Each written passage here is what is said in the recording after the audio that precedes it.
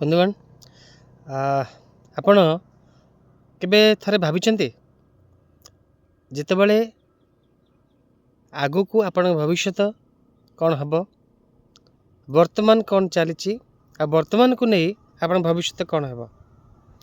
ଏକଥା ସାଧାରଣତଃ ସେହି ଲୋକମାନେ ଭାବନ୍ତି ଯେଉଁମାନେ ନିଜ ଜୀବନକୁ ନେଇ କିଛି ପ୍ଲାନିଂ କରନ୍ତି, ଅର୍ଥାତ୍ ଯୋଜନା କରନ୍ତି। ବର୍ତ୍ତମାନ ପାଇଁ ସମସ୍ତେ ବଞ୍ଚନ୍ତି ସନ୍ତ, ହେଲେ ଭବିଷ୍ୟତ ପାଇଁ ତାଙ୍କୁ ବଞ୍ଚିବା ପାଇଁ ପଡ଼େ। ଏହି ଭାବନାରେ ସମସ୍ତେ ବଞ୍ଚନ୍ତି ଆଜିକା ପାଇଁ। ସେଥିପାଇଁ ମୋର କହିବା କଥା ହେଲା, ବର୍ତ୍ତମାନକୁ ଯଦି ଆପଣ ଭଲ ପାଉଛନ୍ତି ତାହେଲେ ଆପଣ ଆପଣଙ୍କର ଭବିଷ୍ୟତକୁ ପାଇଁ ସେମିତି ସେଇଭଳି ଭଲ ସ୍ୱପ୍ନ ଦେଖିବା ଦରକାର। କାରଣ ଜାଣନ୍ତି ତ, କାରଣ ଜାଣିବା ପୂର୍ବରୁ ଗୋଟିଏ ଲାଇକ୍ ଆଉ ସେୟାର ଆଉ କମେଣ୍ଟସ୍ ନିହାତି ଦରକାର। ଆପଣ ମୋଠୁ କ'ଣ ଆଶା କରୁଛନ୍ତି?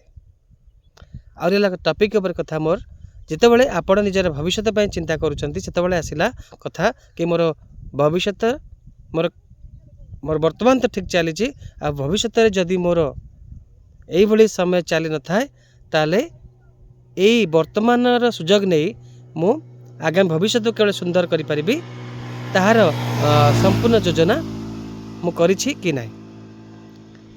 ସେଥିପାଇଁ ଆସିଲା ସବୁଠାରୁ ବେଷ୍ଟ ଅପସନ୍ ଇନ୍ସୁରାନ୍ସ, ଜୀବନ ବୀମା।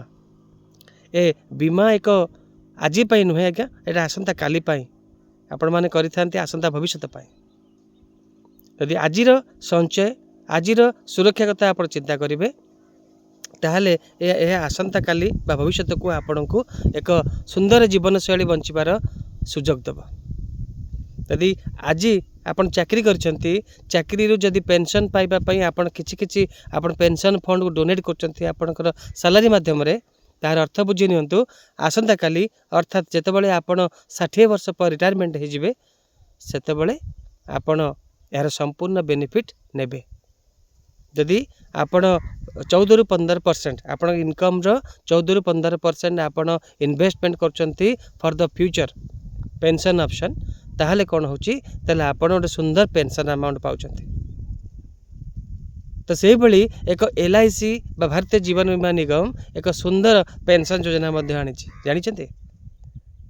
ଆପଣ ଯେବେଠାରୁ ଇନକମ୍ କଲେଣି ସେଇ ସମୟରୁ ହିଁ ଆପଣଙ୍କର ଏହି ପେନ୍ସନ୍ ପ୍ଲାନ୍ ବା ପେନ୍ସନ୍ ପାଇଁ ସ୍ଥିର ବା ଏହି ପ୍ଲାନ୍ କରିବା ଦରକାର।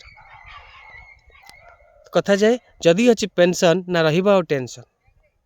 ଯଦି ଆପଣ ନିଜ ଲାଇଫ୍ ପାଇଁ ପେନ୍ସନ୍ ପ୍ଲାନ୍ଟିଏ ନେଇଛନ୍ତି ତାହେଲେ ଆପଣ କୌଣସି ଟେନସନ୍ ରହିବନି। ତା ପାଇଁ ବେଷ୍ଟ ଅପସନ୍ ଇନ୍ସୁରାନ୍ସ। କ'ଣ ପାଇଁ? ଯଦି ମୁଁ କହିଥିଲି ଦୀର୍ଘ ବ୍ୟବସ୍ଥା ଇନ୍ସୁରାନ୍ସ ଦ୍ୱାରା ହିଁ ହେଇପାରେ, ଆଉ ତାହା ହେଲା LICରେ ଆପଣ ଯଦି ଆଜି 30 ବର୍ଷର ନାଗରିକ ହେଇଛନ୍ତି ଏବଂ ଚାକିରି କରିଛନ୍ତି ବା କୌଣସି ପ୍ରାଇଭେଟ୍ ଜାଗାରେ ଜବ୍ କରିଛନ୍ତି କିମ୍ବା କୌଣସି ବିଜନେସ୍ ବି ଆପଣ ଷ୍ଟାର୍ଟ କରିଛନ୍ତି ନା, ଏବେଠାରୁ ହିଁ ଆପଣ ସେଭିଙ୍ଗସ୍ ଆରମ୍ଭ କରନ୍ତୁ। 60 ବର୍ଷ ପରେ ଜୀବନ ସାରା ଆପଣ ପେନ୍ସନ୍ ପାଇବେ, ବଞ୍ଚିଥିବା ପର୍ଯ୍ୟନ୍ତ। ଖାଲି ସେତିକି ନୁହେଁ, ଖାଲି ପେନ୍ସନ୍ ପାଇବା ସହିତ ଆପଣଙ୍କ ଲାଇଫ୍ ଇନ୍ସୁରାନ୍ସ ବି 100 ବର୍ଷ ପର୍ଯ୍ୟନ୍ତ, ଅର୍ଥାତ୍ ଆପଣ ବଞ୍ଚିଥିବା ପର୍ଯ୍ୟନ୍ତ ବି କଭର୍ କରୁଥିବ।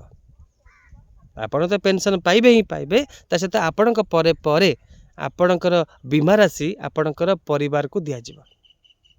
ଏହା LIC ପରି ଏକ ଭାରତ ସରକାରଙ୍କ ସଂସ୍ଥାର ଏହା ଗ୍ୟାରେଣ୍ଟେଡ୍ ବ୍ୟବସ୍ଥା। ତାପରେ ରହିଲା ଆପଣ କେତେ ଦେବେ କେତେ ପାଇବେ। ଯଦି ଆପଣ 30 ବର୍ଷ ବୟସର ହେଇଥାନ୍ତି, ଯଦି ଆପଣ ବର୍ଷକୁ ଅତି କମ୍ରେ 50,000 ଟଙ୍କା ଭଳିଆ ଇନଭେଷ୍ଟମେଣ୍ଟ କରିଛନ୍ତି, ମାସକୁ 4,000ରୁ 4,200 ଆଭରେଜ୍ ପ୍ରିମିୟମ୍ ଆପଣ ଦେଇ ବର୍ଷକୁ 50,000 ଇନଭେଷ୍ଟମେଣ୍ଟ କରୁଛନ୍ତି, ତାହେଲେ 60 ବର୍ଷ ପରେ ଆପଣ 2.5 ଗୁଣା, ଅର୍ଥାତ୍ 50,000ର 2.5 ଗୁଣା 1,25,000 ଟଙ୍କା ପେନ୍ସନ୍ ବର୍ଷକୁ ଆପଣ ପାଇପାରିବେ ଥ୍ରୁ ଆଉଟ୍ ଲାଇଫ୍, ବଞ୍ଚିଥିବା ପର୍ଯ୍ୟନ୍ତ 60 ବର୍ଷ ପରଠାରୁ। ତା ସହିତ ଆପଣ ବୀମା ରାଶି ଯାହା ଦେଉଛନ୍ତି ତାହାର 100 ଗୁଣା ଇନ୍ସୁରାନ୍ସ କଭର୍ ମଧ୍ୟ 99 ପର୍ଯ୍ୟନ୍ତ ନେଇପାରିବେ, 99 ବର୍ଷ ବୟସ ପର୍ଯ୍ୟନ୍ତ। ତାପରେ ଆପଣ କୋଶ୍ଚିନ୍ କରିପାରନ୍ତି, 99 ବର୍ଷ ପର୍ଯ୍ୟନ୍ତ କ'ଣ ମୁଁ ବଞ୍ଚିପାରିବି? ଠିକ୍ ଅଛି ଆଜ୍ଞା, 99 ବର୍ଷ ନ ବଞ୍ଚନ୍ତୁ, ଆପଣ କହିପାରିବେ କେତେ ଦିନ ଆପଣ ବଞ୍ଚିପାରିବେ, କେତେ ଦିନ ଆପଣ ବଞ୍ଚୁଛନ୍ତି? कहीं जानी ना केबे किछि हमर कोन हे जो आम जानिने किंतु आम संपूर्ण विश्वास और भरोसा सहित आम प्लान टे करवा 60 वर्ष पर चाहिए भी यार इंश्योरेंस करा जाई परिबो नहीं किंतु 60 वर्ष रु 69 वर्ष पर्यंत आपनकर इंश्योरेंस नुहे डे 1 रु पॉलिसी करबा ठारू 30 वर्ष ठारू करबा ठारू 60 वर्ष तक जतले पेंशन पाइबे सेबिठार मध्ये आपण इंश्योरेंस कवर सेमति रहइबो। तो प्लान को संपूर्ण रूप बुझापी मत कमेंट्स करंतु मते पर्सनल व्हाट्सएप मोर 7008274848 नंबर को व्हाट्सएप करंतु मो ए प्लान आपणक पाखे पहुँचेबी एवं यार संपूर्ण गारंटी दउछि। जय जगन्नाथ।